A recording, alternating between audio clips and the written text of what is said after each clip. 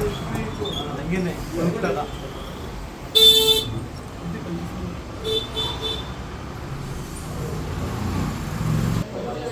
50% ಕಮ್ಮಿ ಆಗಿದೆ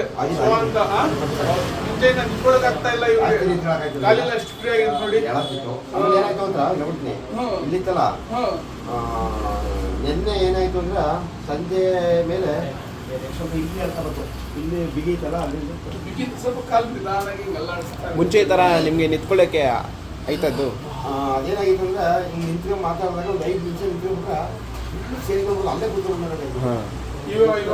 ಸಾಮಾನ್ಯ ಪರವಾಗಿಲ್ಲ